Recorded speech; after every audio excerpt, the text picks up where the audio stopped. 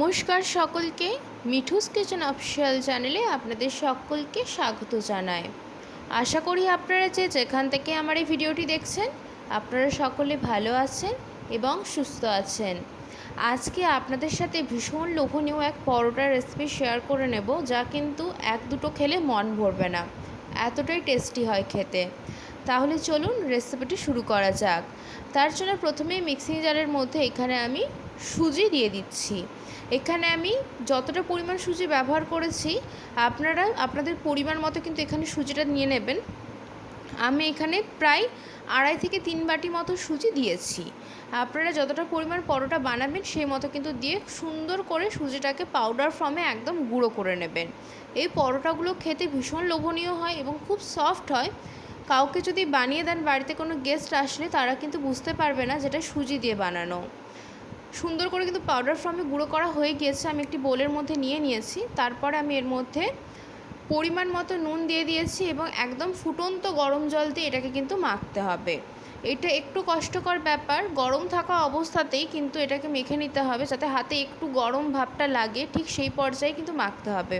ঠান্ডা হয়ে গেলে কিন্তু মাখলে চলবে না। একদম জলটা দেখলেন, আপনাদেরকে দেখিয়ে দিয়েছি ভিডিওতে যে আমি একদম ফুটন্ত গরম জল তৈরি করে নিয়েছিলাম। এরপরে অল্প অল্প পরিমাণে জল দিয়ে, প্রথমেই তো হাত দিয়ে মাখা যাবে না, তার জন্য একটা খুন্তির সাহায্যে এখানে আমি খুব সুন্দর করে মিশিয়ে নিচ্ছি অল্প অল্প পরিমাণে জল দিয়ে। যেহেতু সুজি, তার জন্য জলটা কিছুটা পরিমাণ টেনে নেবে, সেই জন্য আমরা মাখিয়ানোর পরে 5 মিনিটের মতো রেস্টিংয়ে রেখে দেবো। যতটা পরিমাণ জলটা টেনে নিয়ে একদম ডোটা পারফেক্টলি রেডি হয়ে যাবে।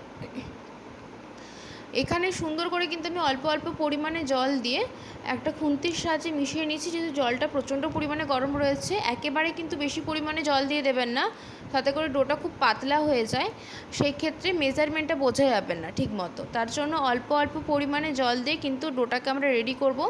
প্রথমে আমি এখানে খুন্তির সাহায্যে একটু মিশিয়ে নিয়েছি। তারপরে যখন মনে হবে যে এই তাপটা হাতে সহ্য করা যাবে, সেই সময় কিন্তু আমি এটাকে মেখে নেব হাতে করে। কিন্তু অতি অবশ্যই করে একটু গরম থাকা অবস্থাতেই মাখবেন, তাহলেই কিন্তু মাখাটা খুব ভালো হয়। যেহেতু সুজির পরোটা খুবই টেস্টি হয় খেতে, বাড়িতে অনেকেই হয়তো বানিয়েছেন এইভাবে। যারা বানাননি তারা একবার হলেও ফলো করে দেখতে পারেন। সুজির পরোটা খাচ্ছেন না ময়দার পরোটা খাচ্ছেন বুঝতে পারবেন না, এতটাই টেস্টি হয় খেতে, ভীষণ ভালো লাগে। তো আমি এখানে খুব সুন্দর করে কিন্তু মেশানো হয়ে গিয়েছে। এরপরে আমি যখন মনে হয়েছে যে হাতে করে এবার মাখতে পারবো, মানে হালকা গরম রয়েছে, ঠিক সেই পর্যায়ে কিন্তু আমি এখানে হাতে করে মেখে নেব আস্তে আস্তে করে। আর কিন্তু এর মধ্যে কোনো কিছু দেওয়ার প্রয়োজন নেই। পরিমাণ মতো নুন দিয়ে এবং ফুটন্ত গরম জল দিয়ে মাখতে হবে, এতে আর কিন্তু কিছু দেওয়ার কোনো দরকার নেই। জোয়ান বা কালো জিরা এই সমস্ত কিছু দিতে প্রয়োজন পড়বে না। খুব সুন্দর করে কিন্তু ডোটা আমাদের এখানে রেডি করে নিয়েছি। রেডি করে নেবার পরে আমি এখানে ডোটাকে 5 মিনিটের মতো রেস্টিংয়ে রেখে দিয়েছিলাম।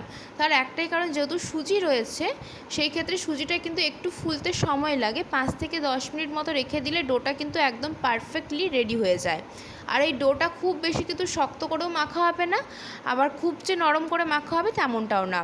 ডোয়ের ফর্মটা আপনাদেরকে দেখিয়ে দিচ্ছি, দেখুন।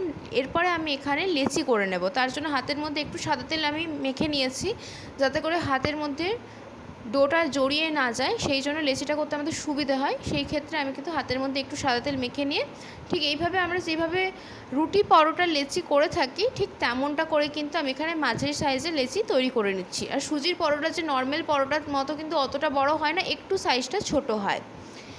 সুন্দর করে এখানে প্রত্যেকটা লেচি কিন্তু আমি রেডি করে নিয়েছি। এইভাবে গোল গোল করে কেটে নেওয়ার পরে 2 হাতে তালুর মধ্যে নিয়ে সুন্দর করে পাকিয়ে নিলে কিন্তু দেখবেন লেচিগুলো একদম পারফেক্টলি রেডি হয়ে যাচ্ছে। তারপরে এখানে আমি লেচিগুলোকে বেলে নেব। তার জন্য আমি এখানে ময়দার গুঁড়ো নিয়েছি। আপনারা চাইলে আটার গুঁড়ো বা ময়দার গুঁড়ো দিয়ে বেলতে পারেন, তবে আমি একটা কথা বলতে চাই, তেল দিয়ে বেলবেন না।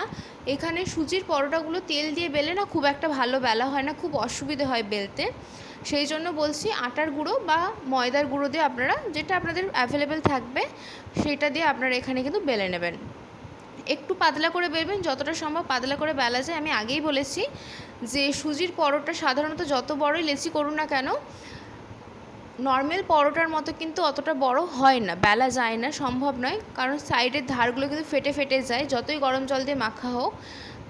মোটামুটি যতটা করে বড় করে বেলা যায় ততটা বড় করে বেলে নেবার চেষ্টা করবেন এবং একটু পাতলা করে বেলবেন, খেতে বেশ ভালো লাগে। তাহলে সুন্দর করে কিন্তু আমাদের এখানে বেলা হয়ে গিয়েছে এবং আমি অনেকটাই চেষ্টা করেছি পাতলা করে বেলার এবং অনেকটাই সাইজটা কিন্তু বড় হয়েছে।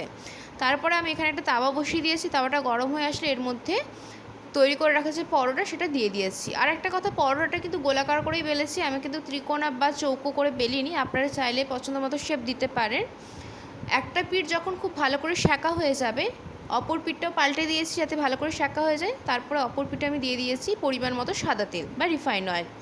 দেওয়ার পরে খুব সুন্দর করে এভাবে খুন্তির সাহায্যে পরোটার চারিধারে কিন্তু আমি তেলটাকে ভালো করে লাগিয়ে নিয়েছি। এরপরে অপর পিঠটা পাল্টে দিয়েছি যাতে অপর পিঠটাতেও খুব সুন্দর করে তেল দিয়ে আমরা ভেজে নিতে পারি। এইভাবে কিন্তু প্রত্যেকটা পরোটাই তৈরি করে নেব। খুবই ভালো লাগে খেতে নিরামিষের দিনে বা বার ব্রতের দিনে এইভাবে কিন্তু সুজির পরোটা বানিয়ে দেখতে পারেন।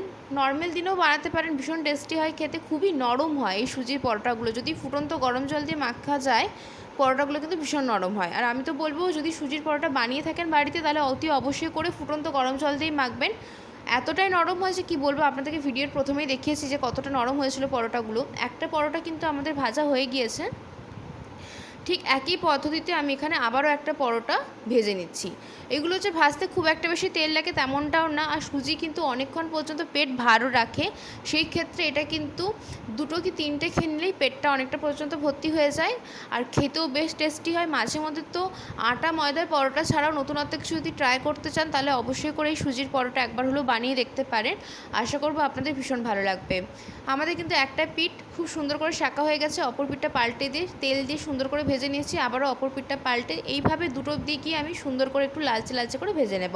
খুব বেশি লালচে করার প্রয়োজন নেই, মোটামুটি একটু ব্রাউন কালার চলে আসবে যখন, ঠিক সেই পর্যায় পর্যন্ত কিন্তু ভেজে নিয়েছি। এইভাবে আমি এখানে প্রত্যেকটা পরোটা তৈরি করে নিয়েছি। আজকের রেসিপি আপনাদের কেমন লেগেছে অতি অবশ্যই করে কমেন্ট করে জানাবেন। যদি ভালো লেগে থাকে তাহলে অবশ্যই করে আমার চ্যানেলটিকে সাবস্ক্রাইব করে দেবেন, লাইক শেয়ার কমেন্ট করতে ভুলবেন না। আর যদি এরকম নিত্য নতুন রেসিপি পেতে চান তাহলে অবশ্যই করে আমার চ্যানেলটিকে সাবস্ক্রাইব করে দিয়ে আমার চ্যানেলের পাশে থাকার অনুরোধ রইল।